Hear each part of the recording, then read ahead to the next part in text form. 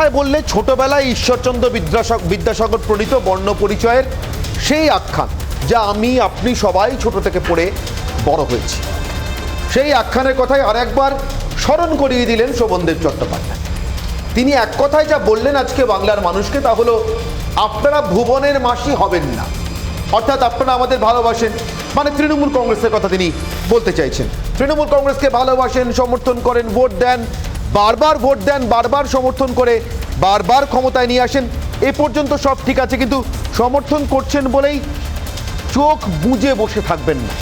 যাকে ভোট দিলেন সেই নির্বাচিত নেতা ঠিক আছেন কিনা, ঠিক থাকছেন কিনা, ঠিক পথে চলছেন কিনা দেখার দায়িত্ব আপনাদের। আর যদি না দেখেন তাহলে ভুবনের মাসির হাল হবে আপনাদের। অর্থাৎ যেভাবে আজকে দিকে দিকে প্রত্যেক দিন টাকা বেরোচ্ছে, টাকার ট্রাঙ্ক বেরোচ্ছে, টাকার সুটকেস বেরোচ্ছে, খাটের তলায় টাকা বেরোচ্ছে, আলমারির ভিতর থেকে টাকা বেরোচ্ছে, সেই ছবিটা বদলাবে তো নাই, বরঞ্চ আরও খারাপ হবে। আর তার দায়িত্ব থাকবে আপনাদের, মানে জনগণ। আমরা বলছি না, শোভনদেব চট্টোপাধ্যায় বলছেন। তিনি বলছেন যে তিনি আর তার বিধানসভা এলাকায় কারো বাড়িতে গিয়ে খাবেন না।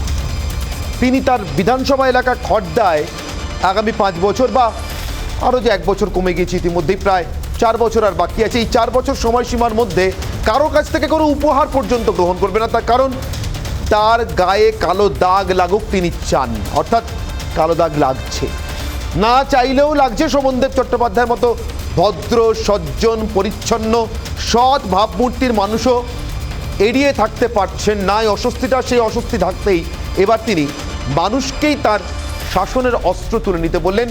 নেতাদের শাসনে রাখতে হবে, মানুষকে দায়িত্ব তুলে দিচ্ছেন মানুষের হাতে। আর প্রশ্নটা এখানেই, নেতা শাসনের দায়িত্ব যদি মানুষের হয়, তাহলে যে নেতা, যেভাবে নেতা, যে দলের নেতা, তাদের দায়িত্বটা কোথায়? তাদের দায়িত্বটা ঠিক কী? দলের দায়িত্ব নেই, আচ্ছা বেশ, দল না হয় আইনের ব্যাপারে জড়ালো না, দুর্নীতি করেছেন কি করেননি দেখার দায়িত্ব তো পুলিশের। এবং যদি দুর্নীতি হয়ে থাকে তাহলে পুলিশের ব্যবস্থা নেওয়ার কথা, বিভিন্ন এজেন্সির ব্যবস্থা নেওয়ার কথা, বিচার হওয়ার এবং বিচার পাওয়ার কথা মানুষের। সেই দায়িত্বটা, সেটাও জনগণের হাতে দিয়ে দিচ্ছে, সবটাই মানুষ করবে। তাহলে দল কি করবে?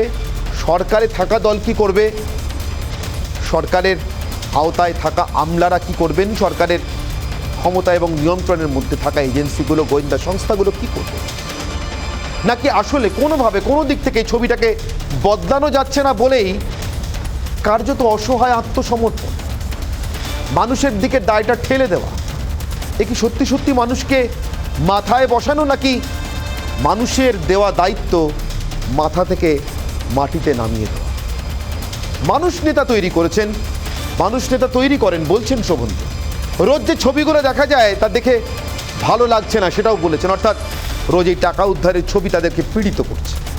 করার কথা যে শোভনদেব চট্টোপাধ্যায় দল বদলেছিলেন বলে ইস্তফা দিয়ে আবার নতুন করে জিতে বিধায়ক হয়ে এসেছিলেন, এই জমানায়, এই সময়ে তার অস্বস্তি বাড়ার কথা, স্বাভাবিক নিয়মেই বাড়ার কথা, কিন্তু বাড়তে বাড়তে এতটা গিয়ে পৌঁছেছে যে অস্বস্তি ঢাকতে এবার তিনি মানুষকে দায়িত্ব নিতে বলছেন যে তারা হাতে তুলে নিন দুর্নীতি দমনের দায়িত্ব, নেতাকে সৎ রাখার দায়িত্ব।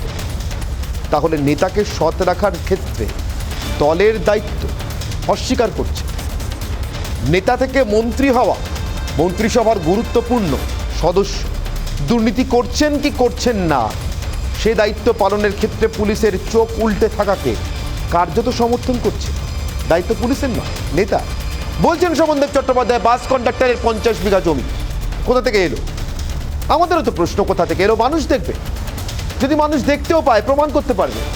মানুষের হাতে কতটুকু ক্ষমতা? 5 বছর অন্তর ভোট দেওয়ার ক্ষমতাটুকু ছাড়া, 5 বছর অন্তর এই ভোট দেওয়ার ক্ষমতাটুকুকে সম্বল করে এ রাজ্যের মানুষ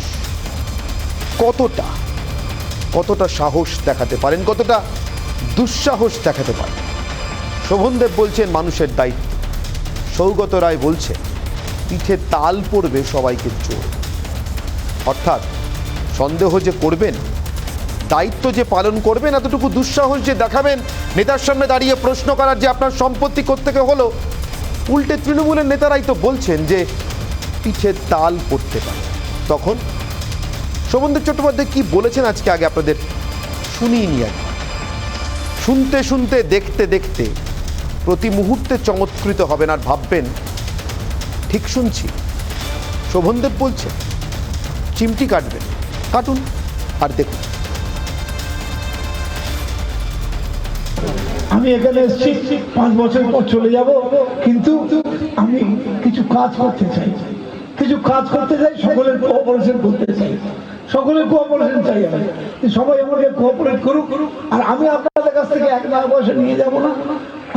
আমি বলেই দিয়েছি যে খর্দায় যতদিন আছি আমাকে কোনো উপহার দেওয়া যাবে না, যতদিন থাকবো খর্দায় আমাকে কেউ কোনো উপহার দিতে পারবেন না। আমি কারো কোনো উপহার গ্রহণ করবো না, আর আমি কারো বাড়িতে খাবো না, কারণ একটা সময় খেতাম। আমি 91 সাল থেকে এমএলএ, 31 বছর আমার এমএলএ হয়ে গেছে, 31 বছর ধরে আমি বিধায়ক আছি। আমাদের এখানে এখন আমার থেকে সিনিয়র কোনো বিধায়ক নেই বা মন্ত্রীও নেই, যে আমি চাই না আমার গায়ে কেউ কালো দাগ ছিটিয়ে দিই। এত বছর আছি, আমার অনেক বয়স হয়েছে, মাথা উঁচু করে আছে, আমার গায়ে কেউ কালো দাগ ছিটিয়ে দিয়ে এটা চাই না। আর আমাকে ব্যবহার করে কেউ তার নিজের সম্পদ বাড়ান, এটাও আমি চাই না। আমাদের ভোট দেবে না, আপনারা খেয়াল রাখবেন আমি কেমন আছি। আমার কিছু ছিল না, হঠাৎ দেখা গেল অনেক কিছু হয়ে গেল। বাসের কন্ডাক্টর থেকে দেখা গেল আমার 50 বিঘে জমির মালিক হয়ে গেলাম আমি। এগুলো হয়? কোথা থেকে আসবে? কে দিচ্ছে টাকা? কেন দেবেন টাকা আপনারা অন্যায় পাবেন লোককে? আমাকে নির্বাচিত করেছেন, আমার বাবা আমাকে এমএলএ করেনি, মন্ত্রী করেনি, আমার দল করেছে, মানুষ করেছে। মন্ত্রীর স্পষ্ট কথা, আপনারা ভোট দিয়ে নির্বাচিত করেছেন, আপনারাই পাহারা দেবেন। মানে ভুবনের মাসি না হবার দায় নিতে হবে সেই আমজনতাকেই। নিজের দায়িত্বই নিতে চাইছেন না তৃণমূলের প্রবীণ নেতা। দলের বাকিদের দায়িত্বও যে নেবেন না তা বলাই বাহুল্য। তার সাফ কথা, কালো দাগ তিনি নিজের গায়ে লাগতে দেবেন না। সবাই আমাকে কোঅপারেট করুক, আর আমি আপনাদের কাছ থেকে 1 লাখ পয়সা নিয়ে যাব না। আমি বলেই দিয়েছি যে খর্দায় যতদিন আছি আমাকে কোনো উপহার দেওয়া যাবে না, যতদিন থাকবো খর্দায় আমাকে কেউ কোনো উপহার দিতে পারবেন না। আমি কারো কোনো উপহার গ্রহণ করবো না, আর আমি কারো বাড়িতে খাবো না, যে আমি চাই না আমার গায়ে কেউ কালো দাগ ছিটিয়ে দিই। এত বছর আছি, আমার অনেক বয়স হয়েছে, মাথা উঁচু করে আছে, আমার গায়ে কেউ কালো দাগ ছিটিয়ে দিয়ে এটা চাই না। আর আমাকে ব্যবহার করে কেউ তার নিজের সম্পদ বাড়ান, এটাও আমি চাই না। জনতার দরবারে এ তো একেবারে সমর্পণ। এত আকুতি কেন? তাহলে কি তৃণমূলের অন্দরেই এবার পিঠ বাঁচানোর প্রতিযোগিতা শুরু হয়েছে? দেখুন, ওনাকে আহ্বান জানাবো। দেখুন, ওনার ব্যক্তিগত ইমেজ কিন্তু খুব ভালো, আমরা এটা অস্বীকার করছি না। ওনাকে বলবো যে এই চোরমুক্ত বাংলা তৈরির যে আমরা প্রস্তুতি নিয়েছি এবং আমরা আন্দোলন করছি, সেই আন্দোলনে উনি সামিল হন। এর মধ্যে নতুনত্ব তো কিছু নেই। দিদির দলের চুরির কাহিনী, দুর্নীতির কাহিনী আজ আর বাংলায় সীমিত নাই, সারা ভারতবর্ষ জুড়ে দিদির এই দুর্নীতির কাহিনী মানুষ শুনছে, দেখছে, অবাক হচ্ছে। রাজ্য জুড়ে এখন আলোচনা একটাই, কোথায় কত টাকার পাহাড়, কোন টাকায় কার কালো নাম। অস্বস্তি এড়ানোর উপায় নেই শাসক দলের। বিরোধীদের কটাক্ষ, এহেন পরিস্থিতিতে রাজ্যের এক মন্ত্রীর পিঠ বাঁচানোর এই করুণ আরতি প্রমাণ করে দুর্নীতি ইস্যু সামলাতে জেরবার তৃণমূল। প্রশ্ন উঠছেই, অন্দরের দুর্নীতি কাটা তাহলে কতটা রক্তাক্ত করেছে শাসক দলকে, যে মঞ্চে দাঁড়িয়ে প্রবীণ নেতাকে এভাবে আবেদন নিবেদন করতে হচ্ছে? তবে কি শেষে জনতার হাতেই তুলে দিতে হচ্ছে নতুন তৃণমূল গড়ার দায়িত্ব? রিপাবলিক বাংলা। আর এ নিয়ে আজকের বিতর্ক, সেই বিতর্কের মূল প্রশ্নগুলো শুরুতেই আমার আজকের অগ্নিবাণ 1।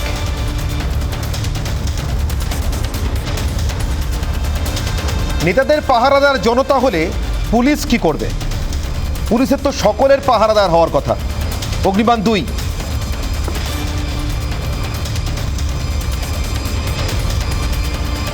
নেতার দায়িত্ব মানুষের, না মানুষের দায়িত্ব নেতা? নেতা হয়েছেন কেন? তারা মানুষের দায়িত্ব নেবেন বলে, নাকি তাদের দায়িত্ব মানুষ নেবেন বলে? অগ্নিবাণ 3।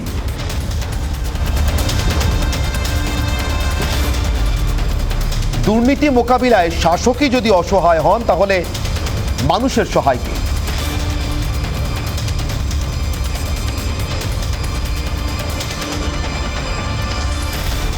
উপস্থিত অতিথিদের সঙ্গে পরিচয় করি দিই। তৃণমূল কংগ্রেসের তরফ থেকে রয়েছেন মুখপাত্র রিজু দত্ত, আমার সঙ্গে রয়েছেন বিজেপি মুখপাত্র সজল ঘোষ, সিপিআইএম নেতা সপ্তর্ষি দেব আমার সঙ্গে রয়েছেন শুভাশিস ভট্টাচার্য কংগ্রেস মুখপাত্র এবং সাংবাদিক রামকৃষ্ণ সিনহা। প্রত্যেকের সঙ্গে কথা বলবো, কিন্তু একেবারে শুরুতে রিজুবাবু আপনার কাছে আসছে আমার 3টে অগ্নিবাণ। দেখুন না, যে কথাটা শোভনদেববাবু বলেছে, যে নিয়ে আমরা আলোচনা করছি আজকে, সে কথাটায় তো কোনো রকম ভুল নেই। আজকে এরকম আমরা দেখেছি যে অনেক এই অঞ্চলে লোক ঘুরে বেড়াচ্ছে, কারণ 2021-এর পরে চারিদিকেই তৃণমূল, যারা আমাদের নেতাদের সাথে ছবি তুলে বা করে তাদের নাম ভাঙিয়ে অনেক রকম করছে, এরকম অনেকে গ্রেফতারও হয়েছে। আমরা তৃণমূল কংগ্রেস দুর্নীতির সাথে আপোষ করে না, কিন্তু আমি একটাই কথা বলবো, আমরা সারাক্ষণ এই নেগেটিভ করে কতদিন চলবো? ভালো কথাগুলো একটু বলতে হবে। আজকে বাংলার 11,000 ছেলে চাকরি পেয়েছে, শিল্প হচ্ছে বাংলা, চাকরি হচ্ছে বাংলা, সেগুলো নিয়ে আমরা আলোচনা করবো না।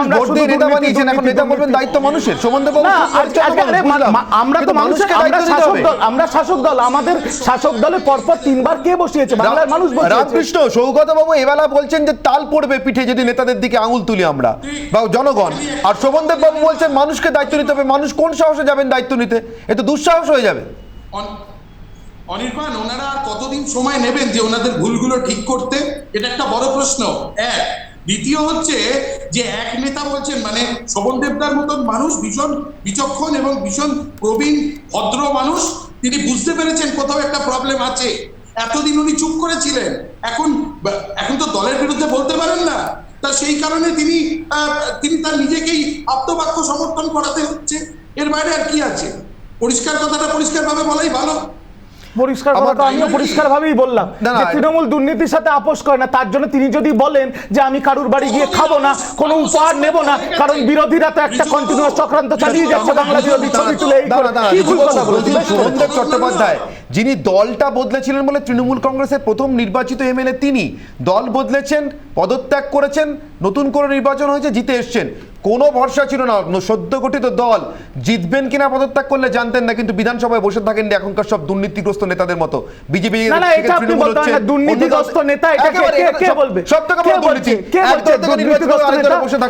কিছু যতক্ষণ প্রমাণিত হয় এখন কোথায় যাচ্ছে? আর Bangla supreme court of India হয়ে গেছে। অবশ্যই সুপ্রিম কোর্ট অফ ইন্ডিয়া, কেন জানেন? সুপ্রিম কোর্ট অফ ইন্ডিয়া হয়ে গেছে নাকি? রামকৃষ্ণ বুঝিয়ে দিন। রামকৃষ্ণ যোগী কৃষ্ণ আমার শুনে লাভ নেই। বাংলার মানুষকে আমরা জবাব, বাংলার মানুষ ঠিক করেছে তিনবারের শাসক দলকে, আর বাংলার মানুষ আবার চতুর্থবার। এখন রামকৃষ্ণের কথা শুনতে আপনাদের ভালো লাগবে না, তার কারণ না রামকৃষ্ণের কথা শুনতে এখন আপনাদের ভালো লাগবে না, তার কারণ আপনাদের দলের নেতারা এখন যেখানে সেখানে সারদা খুঁজে পাচ্ছেন, সেটা অন্য কথা। আমার প্রশ্ন অন্য, আমার প্রশ্ন একেবারে আলাদা। রিজুবাবু, আমি তো এই চ্যানেলটায় চাকরি করি, আপনি বলুন না, আমি এই চ্যানেলে চাকরি করতে করতে আরেকটা চ্যানেলে যদি আমাকে দেখতে পান, মানে আমি সন্ধ্যে 6টায় রিপাবলিক বাংলায় অনির্বাণের অগ্নিবাণ করি, আর অন্য কোনো চ্যানেলে গিয়ে রাত্রি 9টার সময় অনির্বাণের শব্দবাণ করি। আপনার আইডেন্টিটি ক্রাইসিস তৈরি হবে না আমাকে নিয়ে? অনির্বাণ আসলে কার? একই তো অবস্থা নেতাদের নিয়ে হয়, যারা দল পাল্টান জামা বদলানোর মতো এবং পাল্টে নিয়েও আজ এবেলা এ দলে আর ওবেলা ও দলে বসে থাকেন, সেখান থেকে তো দুর্নীতির উৎস। আপনারা শুরুতেই কম পারবেন না। সেই নেতা তো শুধু তৃণমূলে আসছে না, সেই নেতা বিজেপিতেও যাচ্ছে, কংগ্রেসেও যাচ্ছে, সেই নেতাদের দোষ করুন না। আমি সজল বাবুর কাছে আসি। সজল বাবু, শোভনদেব বাবুর মতো ভদ্র সজ্জন সৎ মানুষও ভয় পাচ্ছেন, বলছেন গায়ে দাগ লাগতে দেবো না, মানে গায়ে দাগ লাগার মতো পরিস্থিতি তৈরি হয়েছে। শুরু থেকেই যেন ঝগড়াঝাটি না হয়, আমি একটু অনুরোধ করব সবাইকে শান্তভাবে শুনতে। যে অনির্বাণ, দেখো, দলের মধ্যে আজকে উনি হচ্ছেন 3rd সিঙ্গুলার নাম্বার। ওনার সত্যি কথা বলতে গেলে দলে ওনার কথা শোনেও না, গুরুত্বও দেয় না, সেভাবে এটা মাথায় নিতে হবে। এটা তুমি মনে করিয়েছো, এটা সত্যি ঘটনা যে উনি কংগ্রেস থেকে এমএলএ থাকা অবস্থায় পদত্যাগ করে তখনকার দিনে বাই ইলেকশন জিতে আসা ছিল একটা হিস্ট্রি সিপিএম এর জামানায়, এটা অস্বীকার করার কোনো জায়গা নেই। উনি বলছেন কারোর বাড়িতে খাবো না, ছবি তুললে বদনাম হয়ে যাবে, এগুলো সমস্ত একটা ঘটনা। কিন্তু মুশকিল হচ্ছে তৃণমূলের নেতারা তো এসব খায় না, তৃণমূলের নেতারা তো টাকা খায়। হ্যাঁ, এই যে বলছে যে কারোর বাড়িতে গেলে কেউ নাকি ছবি তুলবে, আরে ভাই, বিজেপির লোকেরা ছবি তুলছে না, সিবিআই ইডি তো ব্যাংকের অ্যাকাউন্ট দেখছে, সিবিআই ইডি তো জমির দলিল দেখছে। উনি কি বলেছেন কথাটা হাইলাইট করি একটুখানি, রিজু শোনো, তোমার উত্তর দিতে সুবিধা হবে। উনি বলেছেন যে কেউ আগে বাস কন্ডাক্টর ছিল, তার আজকে 50 বিঘা জমি। এ কথা তো আমরাও বলছি, সাধারণ মানুষও বলছে যে কেউ আগে মাগুর মাছ কাটতো, সে এখন হাজার কোটি টাকার সম্পত্তির মালিক। এই যে উন্নয়নটা একেবারে খাটের তলায় ঢুকে গেছে, নিশার খান খাটের তলা থেকে উন্নয়ন বেরিয়ে আসছে, এটার থেকে বাংলার মানুষের পরিত্রাণের রাস্তা কোথায় সেটা নিয়ে তো আজকে আমরা আলোচনা করছি। তো এটার থেকে পরিত্রাণের একটাই উপায় যে এই সরকারকে এই রাজ্য থেকে উৎখাত করা ছাড়া কোনো রাস্তা নেই। এমনই একটা অবস্থা, এক সেকেন্ড আমি একটা কথা বলি, লাস্ট কথাটা হচ্ছে এমনই একটা বিষয় যে ইডি ডেকে পাঠিয়েছে বলে ভাইপোর শালি রাত্রিবেলা এই যে পরিস্থিতি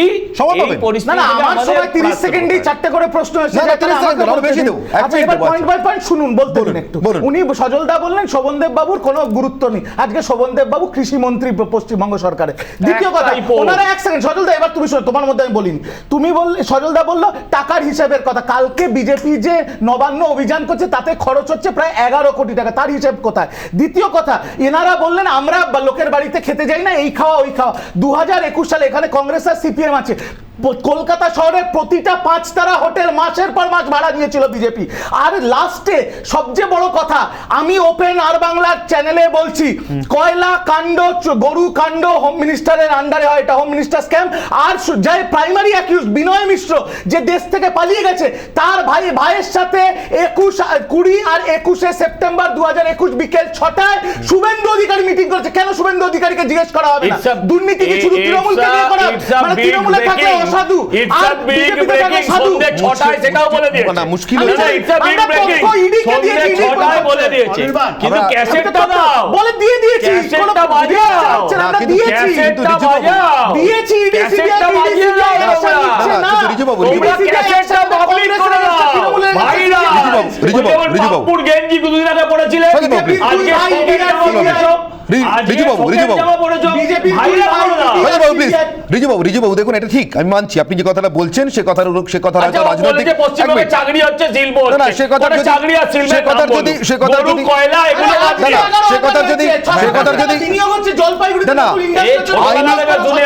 শুনুন না, এটা তো শিল্প নিয়ে বিতর্ক না, শোভনদেব বাবুর বক্তব্য নিয়ে আমরা কথা বলছি। আমার প্রশ্ন, রিজুবাবু যদি বিজেপির কোনো নেতা এই রাজ্যের, আমি যেহেতু এর জন্য আলোচনা করছি, যদি বলতেন যে আমি সাদা জামায় কালো দাগ লাগতে দেবো না, আমি এইগুলো করবো যা যা শোভনদেববাবু বলেছেন, বা এর থেকে একটু কিছু কমও যদি বলতেন নিশ্চিতভাবে করতাম, কারণ তারাও শাসক দল, তারা কেন্দ্রের শাসক দল। বিজেপির কেউ তো ভয়টা পাচ্ছেন না যে জামায় কালো দাগ লাগবে। সপ্তর্ষিবাবু আপনার কাছে আমার প্রশ্ন, বিজেপির কেউ ভয় পাচ্ছেন না, কিন্তু শোভনদেববাবুর মতো সজ্জন ভদ্রলোক এবং যাকে এক কথা অজাত শত্রু বলা যায়, কোনো দলের মধ্যে শোভনদেব চট্টোপাধ্যায়ের কোনো শত্রু নেই বাংলাতে, তিনি ভয় পাচ্ছেন কিসের ভিত্তিতে, কেন, কি মনে হয় আপনার? সপ্তর্ষিবাবু বলুন। যেটা পরিষ্কারভাবে বলতে চাই যে তৃণমূল কংগ্রেসের একটা ক্রাইসিস সামনে চলে আসছে। তৃণমূল কংগ্রেসের জন্মলগ্ন থেকে মমতা বন্দ্যোপাধ্যায়ের সাথে যাকে দেখা গেছিল তিনি এই ব্যক্তি, যিনি আজকে এই কথা বলেছেন একদম প্রথম দিন থেকে। তখন তৃণমূল কংগ্রেস অনেক ছোট দল ছিল। আজকে সে যখন এই কথাগুলো বলে তখন রিজুকে এটা বলতে হবে যে এই কথাগুলো সে নিশ্চয়ই তার দলের প্রতি বলছে, তৃণমূল কংগ্রেসের দিকেই টার্গেট করে শোভনদেববাবু এই কথাগুলো বলছে। কেন বলছে সেটা উত্তর দেওয়ার দায়িত্ব রিজু সেটা চেঁচিয়ে শুধু সেটা করতে পারবে না। আমার কথা হচ্ছে দুর্নীতিতে এই দলটা একেবারে নিমজ্জিত হয়ে গেছে, এবং সেই ক্ষেত্রে দাঁড়িয়ে ওই দলের ভেতরে থাকা সাধারণ নেতা কর্মী এই কথা বুঝতে পারছেন, কিন্তু সেই দুর্নীতির সঙ্গে যুক্ত যারা একেবারেই পার্থ চট্টোপাধ্যায়ের মতন যারা রয়েছেন, অনুব্রতর মতন যারা রয়েছেন, তারা এই কথা বুঝতে পারছেন না, কিন্তু পথ চলতি মানুষ এই কথা বুঝতে পারছে। একেবারে ওদের সঙ্গে থাকা প্রথম যে লোক শোভনদেব চট্টোপাধ্যায়, সে এই কথা বুঝতে পারছে। কিন্তু আমি শোভনদেব চট্টোপাধ্যায়কেও বলবো যে আপনি তৃণমূল কংগ্রেসে থাকবেন, তৃণমূল কংগ্রেসের মন্ত্রিসভার মেম্বার থাকবেন, আর তৃণমূল কংগ্রেসকে গালাগালি করবেন, এটা কিন্তু দ্বিচারিত হয়ে যাচ্ছে। আপনি তৃণমূল কংগ্রেস ছাড়ুন। একটা প্রশ্ন আছে ক্ষেত্রে আপনার কাছে আমার প্রশ্ন, আসলে কি শোভনদেব চট্টোপাধ্যায়ের মতো ভদ্রলোকরা কালে কালে সবসময় এটা হয়ে এসছেন? আমি টাকা উদ্ধারের তুলনায় যাচ্ছি না, কিন্তু দেখুন বিনয় চৌধুরীর তো বিখ্যাত বক্তব্য ছিল, government by the contractors for the contractors of the contractors. Binoy Chowdhury তখনও মন্ত্রিসভায় ছিলেন, হ্যাঁ শুনেছি কেউ নাকি বলেছিলেন তাহলে উনি আছেন কেন, কিন্তু তিনি তো ছিলেন।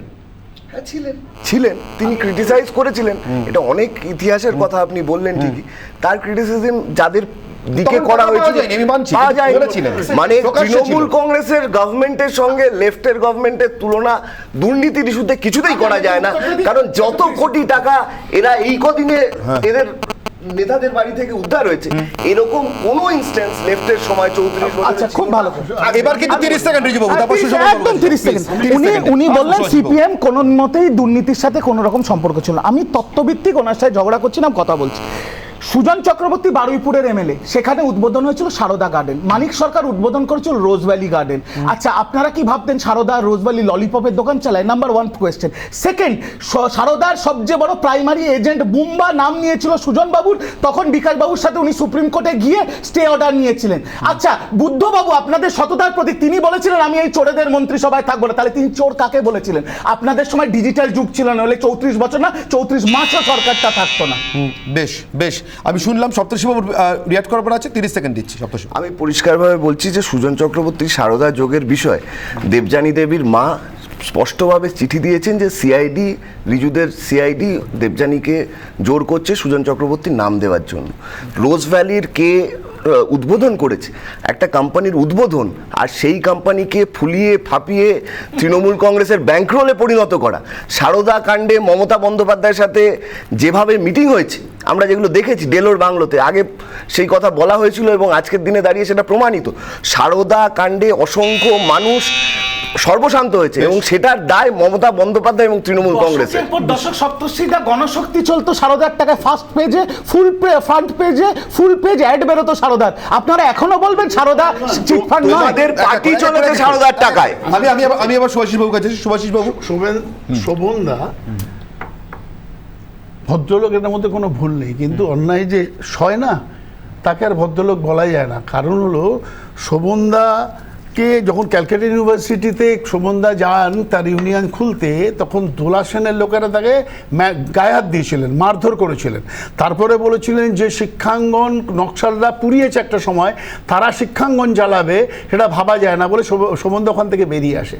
4 জুলাই 2022-এ শিক্ষা মেলা হচ্ছে ইন্ডোর স্টেডিয়ামে, সেখানে শোভনদা বলছে কারি ছেলেরা পাস করছে, রাজ্যে তো শিক্ষা মানে চাকরি দেওয়ার জায়গা নেই, সুতরাং এখানে পাস করিয়ে লাভ কি আছে, এখানে তো চাকরি নেই, তার জন্য ক্রিটিসাইজ হয়েছে। শোভনদা কালকে বলেছে আমি কালির দাগ গায়ে লাগতে দেব না, অথচ যত কালির দাগ লাগা লোকগুলো সমস্ত শোভনদার দলে আছে, সে সহ্য করছে এবং রেজিগনেশন করে বেরিয়ে যাচ্ছে না। দিনের পর দিন এই ঘটনা ঘটছে এবং শোভনদা চুপ করে রয়েছে। শুধু আমরা বিরোধীরা বলছি না যে তৃণমূল কংগ্রেস করাপ্ট। শ্রীকান্ত মাহাতো, যিনি প্রতিমন্ত্রী আমাদের কনজিউমার অ্যাফেয়ার্সের, তিনি বলছেন যে চোরের লুটেরাদের ভরে গেছে, তাদের দল ভালো বলছে, আমরা দল করতে পারবো না। এগুলো ওদের দলের কথা। অসিত মজুমদার, আপনার টিভিতে দেখানো হয়েছে কদিন আগে যে অসিত মজুমদার বলছেন যে চোর লুটেরা ছাড়া তৃণমূল হয় না। সেই অসিত মজুমদার কি আমাদের দলে, যে তৃণমূলের সেই মানুষটাও বলছেন যে তৃণমূল ভরে গেছে। বুঝলাম সুভাষিস বাবু, কিন্তু আমার প্রশ্নটা ছিল মানুষের কি দায় সবটা? তারা ভোটও দেবেন 5 বছর অন্তর, এই আশা নিয়ে যে আমি যাকে ভোট দিচ্ছি তিনি আমার সমস্যার সমাধান করবেন, সৎ থাকবেন, দুর্নীতিমুক্ত স্বচ্ছ একটা প্রশাসন, আর আমার জন্য যা করবার জনস্বার্থে সেটা করবেন। তারপর আবার এই 5 বছর মানুষকে নজরদারি করতে হবে, নেতার দরজায় দাঁড়িয়ে থাকতে হবে। আজকে মানুষের কথাবার্তা তাই যে নেতা আমাকে ভোট দিলেই হবে না, আমার বাড়ির দরজায় গিয়ে দাঁড়িয়ে থাকবেন, দেখবেন আমার একটা বাড়ি হচ্ছে কিনা, আমার বাড়িতে কারা আসছে, আমার বাড়িতে টাকা ঢুকছে কিনা, টাকা বেরোচ্ছে কিনা, মানুষ এতগুলো দেখতে দেবেন। অনির্বাণ, মানুষের ক্ষোভ আজকে কোন জায়গায় দাঁড়িয়েছে? পশ্চিমবাংলার বুকে এই ঘটনা ঘটেনি, মন্ত্রীকে জুতো ছুড়ে মারছে, মন্ত্রীকে জুতো ছুড়ে মারছে। আমি একটা বলি, আমি একটা কথা বলি যে প্রথম কথা হচ্ছে আজকে এইটা নিয়ে এত আপনার এর বক্তব্যটা নিয়ে, শোভনদার বক্তব্য নিয়ে এত সরগরম, কিন্তু এটা তো প্রথমবার বলছে না। এর আগে জহর সরকার বলেছে, তাপস রায় তো বলেছে আমি পালালে কেউ আমায় ধরে রাখতে পারবে না, কিন্তু পালাচ্ছে না। মদনদা যাই হোক না কেন, তাকে আমরা মদন যাই বলি না কেন, তিনিও বলেছেন 72-এর পর 72-এর লোকেদের থাকা উচিত না।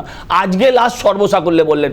এটা একটা আপনাদের, আমার ধারণা এটা হচ্ছে একটা পরিকল্পিত বিষয়, যে এনারা বুঝছেন যে নতুন যে তৃণমূল আসছে, মানে যেটা গরু চোরের তৃণমূল, যেটা কয়লা চোরের তৃণমূল, বালি চোরের তৃণমূল, ইডি সিবিআই এর ঘেরাটোপে যে জেলে থাকা তৃণমূল, তার মধ্যে এদের জায়গা হবে না, বেশ। সেই জন্য এরা এখান থেকে পালিয়ে বাঁচতে চাইছে। সজল বাবু কথা শুনলাম। রিজু বাবু একটাই কথা বলতে চাই যে সজলদা এখন যে এখানে বসে বিজেপিকে ধোয়া তুলসী পাতা সার্টিফিকেট দিচ্ছে, সেই বিজেপির শিবরাজ সিং চৌহান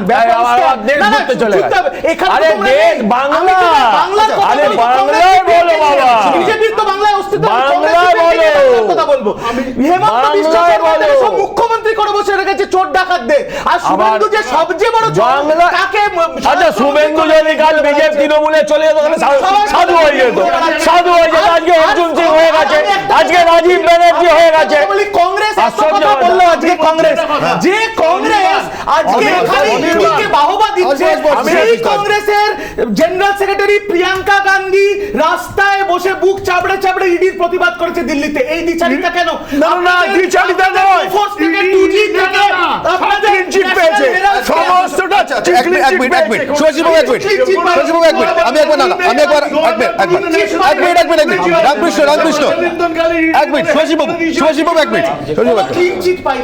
রামকৃষ্ণ, আমার একটাই প্রশ্ন, নতুন তৃণমূলের কথা এলো, সজল বাবু বলছিলেন, কিন্তু কার্যত শোভনদেব বাবু আজকে যা বলছেন, তাহলে নতুন তৃণমূলের আমি একটা অদ্ভুত লাইন পাচ্ছি আমি রামকৃষ্ণ, সেটা হচ্ছে যে অভিষেক বন্দ্যোপাধ্যায় পার্থ চট্টোপাধ্যায়কে দলের সমস্ত দায়িত্ব থেকে অব্যাহতির দিন বা সরিয়ে দেওয়ার দিন বলেছিলেন যে আমরা বেনিফিট অফ ডাউটটা মানুষকে দিলাম, অর্থাৎ মানুষের সন্দেহকেই বেনিফিট অফ ডাউট দিলাম।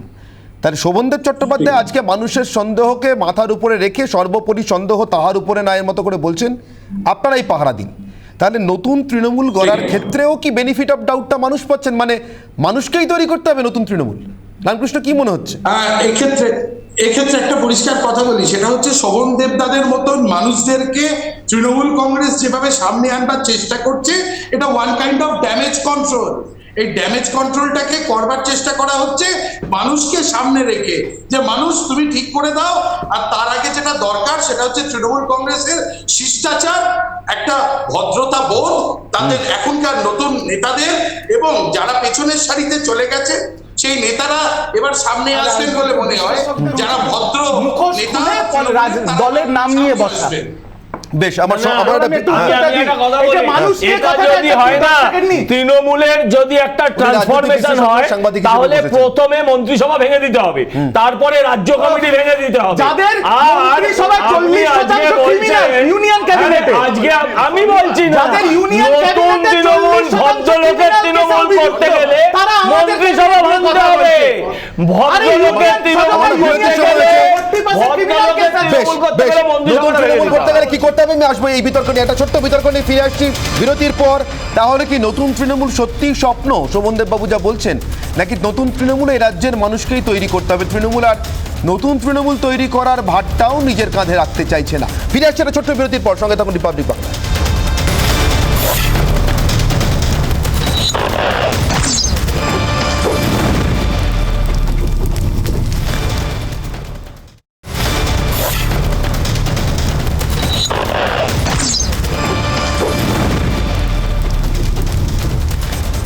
নতুন তৃণমূলের কথা বলো, বিরতিতে যাওয়ার আগে আমি প্রশ্ন করেছিলাম রামকৃষ্ণকে যে নতুন তৃণমূল গড়ার দায়িত্বটাও কি তাহলে মানুষকে নিতে হবে? কারণ একবার বেনিফিট অফ ডাউট, অর্থাৎ তৃণমূলের কেমন হওয়া উচিত, মানুষ কেমন তৃণমূল দেখতে চান এবং মানুষের সেই দেখতে চাওয়া অনুযায়ী, সেই পারসেপশন অনুযায়ী তৃণমূল কংগ্রেসকে পরিচ্ছন্ন করা, সেক্ষেত্রে মানুষকে বেনিফিট অফ ডাউট দেওয়া, এগুলো অভিষেক বন্দ্যোপাধ্যায় করে ফেলেছেন, বলেও ফেলেছেন সাংবাদিক সম্মেলন। শোভনদেব চট্টোপাধ্যায় বলছেন মানুষকে পাহারাদার হতে। অসুবিধা নেই মানুষের পাহারাদার হতে, কিন্তু সেটা তাহলে তৃণমূল কংগ্রেসকে বলতে হবে। কিন্তু এই যে মানুষকে এত বড় একটা দায়িত্ব আপনারা দিচ্ছেন রিজুবাবু, যে মানুষকেই পাহারা দিতে হবে, নেতা কি করছেন, নেতা সকালে কেমন রাতে কেমন। শ্রীরামকৃষ্ণ যেমন বলতেন গুরুকে দুবেলা দেখবি, সকালে আর রাতে। এই রামকৃষ্ণ নয়, শ্রীরামকৃষ্ণের কথা বলছি, সেরকম মানুষকেও দেখতে হবে। তা আমার প্রশ্নের খুব গুরুতর দায়িত্ব, কিন্তু কতটা গুরুতর আমি শোনাচ্ছি আপনাকে। রাজ্যের মুখ্যমন্ত্রী মমতা বন্দ্যোপাধ্যায় দুর্নীতি আটকানো প্রসঙ্গে, এবং সেটা কতটা শক্ত সে প্রসঙ্গে কয়েকদিন আগে কি বলেছেন শুনুন, তারপর আমি আসছি জনতার দায়িত্ব। মুখ্যমন্ত্রী বক্তব্য। আমি কত টাকার মালিক হলাম এটা আমার পরিচয় নয়। পয়সা আজ আছে কাল নেই, ফুরিয়ে যাবে। হ্যাঁ, আপনারা যদি আমায় বলেন আপনি 100% কন্ট্রোল করতে পারবেন, ভগবান 100% কন্ট্রোল করতে পারে? আমি কি? আমি তো একটা সাধারণ মানুষ। কখনো কখনো ভালো মানুষও বিপথে পরিচালিত হয়ে যায়। সঙ্গ দোষে বা নানা রকম ডিপ্রেশনে ভুগলে। আমি এক এক করে বলি, একটু রিজুবাবুর কাছে যাই। রিজুবাবু, দেখুন কতটা টাফ টাস্ক আপনারা দিচ্ছেন বা টাফ আস্ক রান রেট জনতার জন্য রাখছেন। মমতা বন্দ্যোপাধ্যায় রাজ্যের মুখ্যমন্ত্রী বলছেন, আমি তো একজন সাধারণ মানুষ, ভগবানও কি পারে, ভগবানের পক্ষেও সম্ভব, যা ভগবানের পক্ষে অসম্ভব বা কার্যত অসম্ভব তা আপনারা মানুষকে করতে বলছেন, মানুষকে পাহারাদার হতে বলছেন দুর্নীতি। আমি একদম পরিষ্কার ভাষায় বলছি, মানুষই সব। আজকে আমরা যতগুলো রাজনৈতিক দল এখানে বসে আছে, আমাদেরও ভাগ্য নির্ধারণ করবে এই বাংলার মানুষই। তো মানুষই আমাদের 3 বার আশীর্বাদ করে আমাদের বাংলার মসনদে বসিয়েছে, আমাদের বাংলার দায়িত্ব দিয়েছে। তাই আমরাই মানুষকে পঞ্চায়েত নির্বাচনে যেতে হবে, শান্তিপূর্ণ হবে। আর এই আমি যাওয়ার আগে বলছি, এই তো 2টো উপনির্বাচন হলো, একটা আসানসোল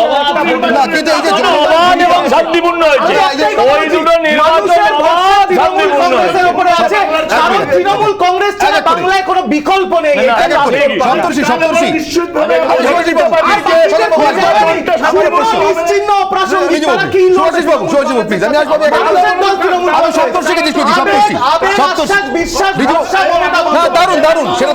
সুভাষিসবাবু দাঁড়ান না, সুভাষিসবাবু এক এক করে আপনাকে সময় দেবো। সপ্তর্ষিবাবু, আমার প্রশ্ন আমার গুলিয়ে যাচ্ছে মাঝে মাঝে। আমি তৃণমূল কংগ্রেসের কথা শুনছি, মানে আপনাদের ভাষায় বলছি, সো কল্ড বুর্জোয়া রাষ্ট্র ব্যবস্থা একটা অঙ্গরাজ্যে একটা তথাকথিত দক্ষিণপন্থী দল, আপনারা যাকে মনে করেন, তারা সরকার চালাচ্ছে, সেই দল মানুষকে সব কিছুর উপরে ডাকছে।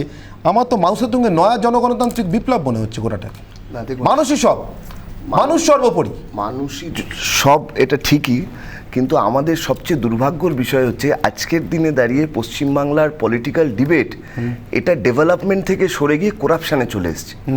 এইটা মমতা বন্দ্যোপাধ্যায়ের ব্যর্থতা, তৃণমূল কংগ্রেসের ব্যর্থতা, এটা আমাদের বলতেই হবে। দ্বিতীয় কথা, কিন্তু হঠাৎ আজকে মানুষের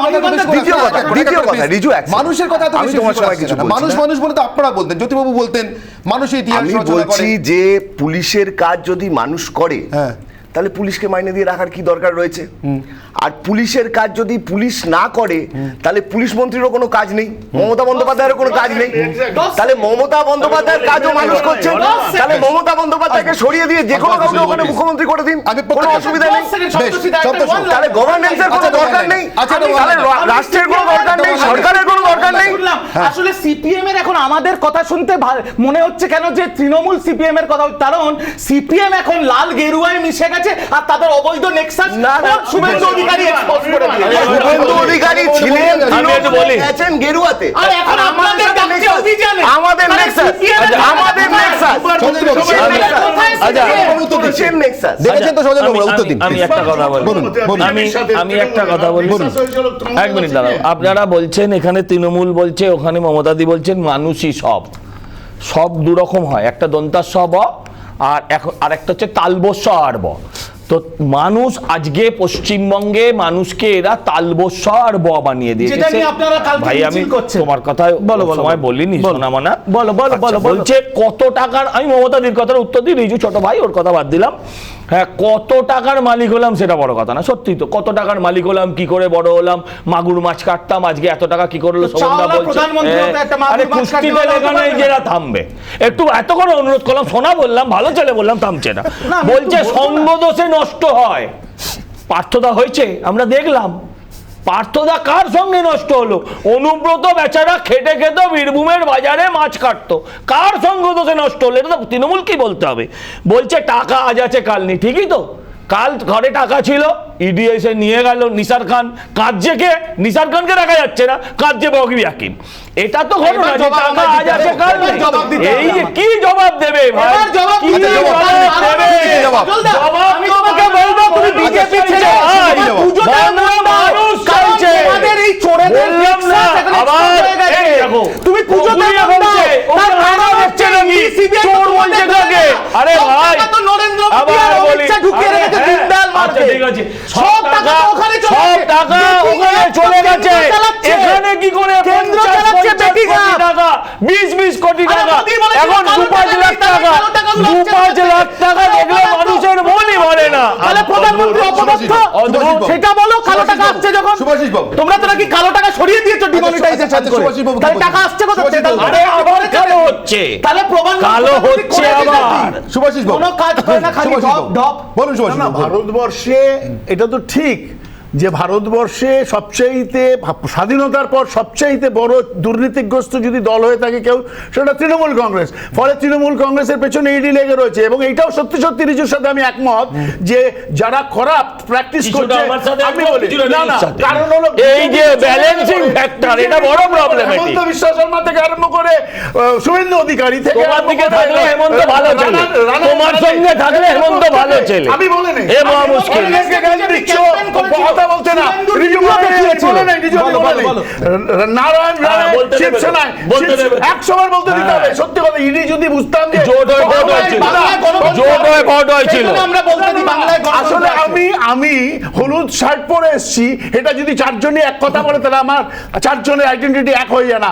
যদি ইডি দেখা যায় যে পশ্চিমবঙ্গে ভীষণভাবে প্রোয়েক্টিভ, নিশ্চিতভাবে এখানে চুরি হচ্ছে তাই প্রোয়েক্টিভ, কিন্তু এই চুরি তো শুধু পশ্চিমবাংলায় হচ্ছে না, এই চুরি তো ভারতবর্ষের অন্যান্য জায়গাও করছে, যেখানে বিজেপি শাসিত রাজ্য সেখানেও তো করছে, এবং তারা ট্রান্সফার হচ্ছে, যে অন্য দলে চুরি করে গিয়ে চলে যাচ্ছে বিজেপিতে, সে ক্লিন চিট পাচ্ছে। কেন এটা হবে? এই ট্রেনের ভাড়া কত এখন এখান থেকে আসামের ট্রেনের ভাড়া বলো না, আমি বলে না কথা বলি, অদ্ভুত কথা হচ্ছে বাংলার চলে যাচ্ছে কোথায় কোথায়।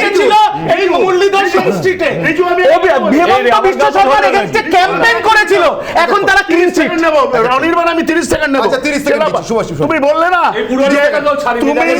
বললে না যে পশ্চিমবাংলার মানুষ জনতা কি পাহারাদার হবে? আসলে গতকাল একটা ধর্ষণ হয়েছে টিটাগড়ে, সেখানে আমাদের দলের লোকেরা গেছিল, পুলিশ এফআইআর নেয়নি, এফআইআর নিচ্ছে না কেন, এটা জিজ্ঞাসা করার জন্য তাকে ধাক্কা দিয়ে সরিয়ে দিয়েছে। আনিস খানের দাদা কোপ খেয়েছে, টাঙ্গির বাড়ি খেয়েছে, তাকে এফআইআর নেয়নি, বসিয়ে রেখেছে। সে পোস্টমাস্টারের কাছে গিয়ে বলেছে আমি এফআইআর করতে চাই, তা আপনারা সেখান থেকে পাঠিয়েছে এসপির কাছে এফআইআর। এটা পশ্চিমবাংলার যদি চরিত্র হয় কোনো গভর্নমেন্টের, যে আমি পুলিশকে বলে দিয়েছি আমি বেছে নেবেন একদিকে মুখ্যমন্ত্রী বলছেন তিনি নিজে সাধারণ মানুষ, ভগবানের অসাধ্য বা ভগবানের পক্ষেও সম্ভব নয়, অন্যদিকে জনতাকে পাহারাদার করলে কি হয় আমি তার ছবিটা আরেকবার দেখাচ্ছি, এতটুকু সমর্থন না করে দেখাচ্ছি। যত বড় দুর্নীতি কাজই করে থাকুন না কেন, এই যে ছবিটা কয়েকদিন আগে আমরা দেখেছি খড়গপুরে, এই ছবিটা ভয়ঙ্কর। যে মেদিনীপুরে যে ছবিটা আমরা দেখেছি, গাছে বেঁধে ডেবরাতে, মাফ করবেন খড়গপুর না ডেবরায়, 6ই আগস্টের ছবি, গাছে বেঁধে মারা হচ্ছে কাউকে। কেন না, তিনি নাকি চাকরি দেবেন বলে টাকা নিয়েছিলেন, ফেরত দেননি। এখন যারা মারছেন তারা কেন মারছেন? তাদের অভিযোগ যে তারা পুলিশের কাছে গেছিলেন, পুলিশ নিষ্ক্রিয়, লাভ হয়নি, শাসক দলের সঙ্গে যুক্ত, তৃণমূল কংগ্রেসের সঙ্গে যুক্ত, তাই তারা আইন হাতে তুলে নিয়েছেন। এখন যে কোনো একটা সম্ভব রিজুবাবু। আমি রামকৃষ্ণের কাছে যাবো। রামকৃষ্ণ, না আমি আসবো আপনার কাছেও আসবো, আমি রামকৃষ্ণের কাছে একবার জিজ্ঞাসা করে নিই। রামকৃষ্ণ, স্মৃতিতে টাটকা, আমি আপনাকেও একবার মনে করিয়ে দেবো রিজুবাবু, এই জনতার আদালত বসালে কি হয়? রামকৃষ্ণ, জনতার আদালতে রাজ্যের পশ্চিমাঞ্চলে 300 লোকের প্রাণ গেছিল, কারুর প্রাণ যাওয়ার পর শেষকৃত্য করতে পারা যায়নি, কোনো একটা নির্দিষ্ট রাজনৈতিক দল তিনি করেন এই অপরাধে, প্রচুর ঘটনা আমরা দেখেছি। জনতার আদালতে কিন্তু শেষমেশ জঙ্গলমহলে মানুষের মুখে অন্ন ওঠেনি, অন্য কিন্তু তুলে দিয়েছে সরকার। না অন্য কিন্তু তুলে দিয়েছে সরকার। রামকৃষ্ণ, এই যে 2 টাকা কেজি দরের চাল, আমরা মানতে চাই বা না চাই, সত্যি তো জঙ্গলমহলের দিন তো চেহারা তো ফিরেছে আগের থেকে, কিন্তু জনতার আদালত বসিয়ে নয় নিশ্চয়ই। আমার প্রশ্ন, শোভনদেব বাবুরা যে কায়দা, আমি বলছি আমি সেই দিনটা তো নেই সজলবাবু, এবেলা বলে লাশ পড়ার দিনটা তো নেই, এবেলা বলে লাশ পড়ার দিনটা তো নেই, নেই তো এবেলা বলে লাশ পড়ার দিনটা তো নেই। আমি বলছি জনতার আদালত ফিরিয়ে বসে কিন্তু হয়নি। রামকৃষ্ণ, আমার এখানেই প্রশ্ন, জনতার হাতে তুলে দেবো আইনটা। বলুন একটা সিনেমার কথা বলি, গঙ্গা জল বলে একটা সিনেমা হয়েছে। আমরা জানি যে ওই বিহার অঞ্চলকে ঘিরে এই যে সিনেমাটি তৈরি হয়েছিল, অজয় দেবগন সিনেমার মুখ্য চরিত্রে ছিলেন। তাতে গঙ্গা জলে মনে আছে তো যে কোরাপ্টেড রাজনীতিবিদদের কিভাবে তাদের জন্য মানুষ রিঅ্যাক্ট করেছিলেন, যে সিনেমার ছবিগুলো মনে আছে তো? তো মানুষ জাগলে সেটাও হয়, সেটাও বলুন না। আমার তো সেটাই প্রশ্ন, আপনারা কোনটা চাইছেন? আমরা একবারও জনতার আদালতের কথা বলিনি, আমরা বলেছি মানুষ যদি দেখে কোথাও দুর্নীতি হচ্ছে, প্রশাসনের কাছে যান, তাদের গ্রেফতার করান। আমরা জনতার আদালতের কথা একবার বলি, কাউকে আমরা বলিনি আইন হাতে তুলে নিতে, এফআইআর নিচ্ছে না, প্রশাসন তো এফআইআর নেয় না। বেশ, এবার সপ্তশিবম, সংক্ষেপে 30 সেকেন্ডে। মানুষের রায়দান করার প্রক্রিয়া হচ্ছে নির্বাচন। সেই নির্বাচন প্রক্রিয়া রিজু, সেই নির্বাচন প্রক্রিয়া পশ্চিমবাংলায় ম্যানিপুলেটেড হচ্ছে। লাস্ট পঞ্চায়েত ইলেকশনে 33% আসন বিনা প্রতিদ্বন্দ্বিতায় তৃণমূল কংগ্রেস জিতেছে।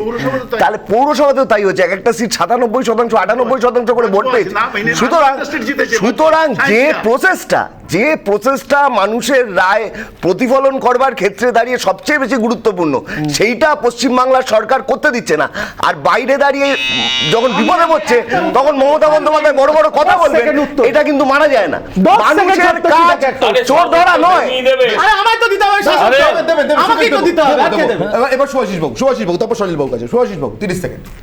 আমি শুধু একটা কথাই বলছি যে আমাদেরকে চোখে তৃণমূল এবং বিজেপি আলাদা কোনো সত্তা নয়, চাল চরিত্র চলন সব একরকম, শুধু দুজনের ক্ষমতা দুই রকম কেন্দ্রীভূত হয়েছে।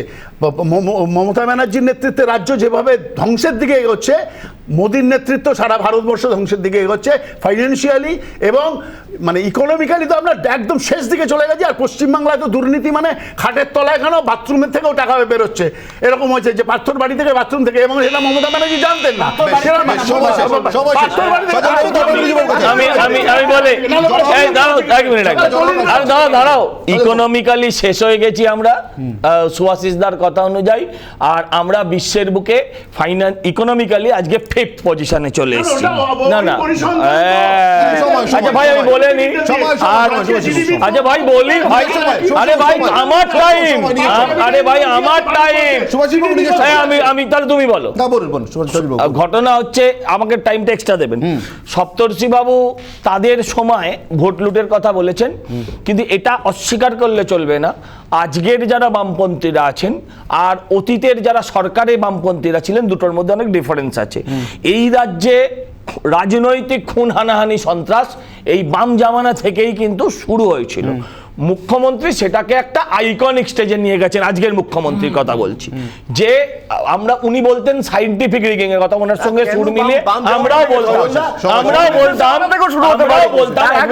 আমি বলছি 1 মিনিট, আমরাও বলতাম, কিন্তু সেই সাইন্টিফিক রিগিংটাকে আজকে উনি এত ডেভেলপ করেছেন, এমন জায়গায় নিয়ে গেছেন যেটা আজকে ভারতবর্ষের জন্য নজির।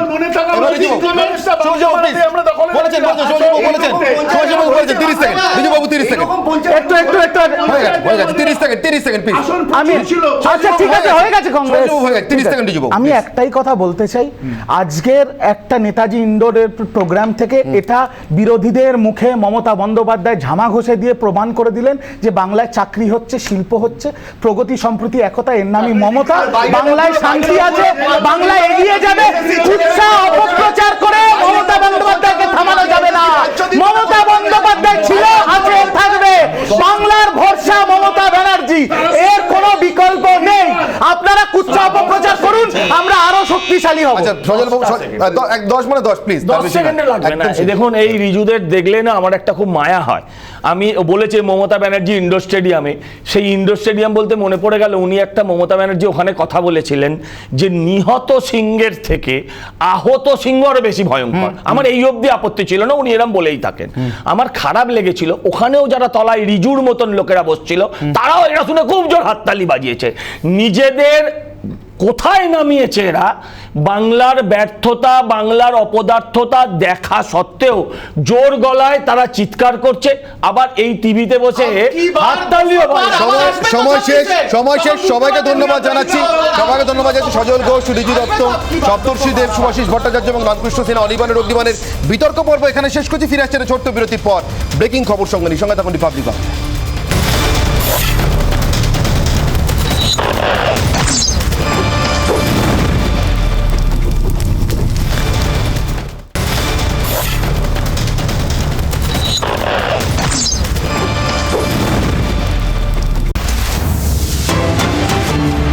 উত্তরবঙ্গে অভিষেক বন্দ্যোপাধ্যায়ের ঘেরাও মন্তব্যের পাল্টা ঘেরাও করার হুমকি এবার রাজু বিস্তার। 6 মাস সময় দিলাম, শ্রমিকের সঠিক পাট্টা দিন। গতকালই চা বাগানের শ্রমিকদের সভায় অভিষেক বন্দ্যোপাধ্যায় ঘেরাও করার বার্তা দিয়েছিলেন বিজেপির সাংসদ এবং বিধায়কদের। তার পাল্টা আজকে রাজু বিস্তার কথায় শ্রমিকদের সঠিক পাট্টা দিতে 6 মাস সময় বেঁধে দিলেন, নইলে আমরা আপনার ঘর ঘেরাও করব বলেছেন রাজু বিস্তার। आज चाय बागान की 2 सबसे प्रमुख समस्या है एक मिनिमम वेज। केंद्र सरकार, भारत सरकार ने कानून बना के उस कानून को पास किया, लेकिन आज तक आपने 1 साल से ज़्यादा का समय हो गया उस नए कानून को लागू नहीं किया। हमारे अभिषेक बनर्जी जी को ये बताना चाहता हूँ, आपने 3 महीने का अल्टीमेटम दिया है, मैं आपको 6 महीने का अल्टीमेटम देता हूँ। अगर चाय बागान में काम करने वाले श्रमिकों को पट्टा नहीं मिला तो हम आपका घर का घेराव करेंगे।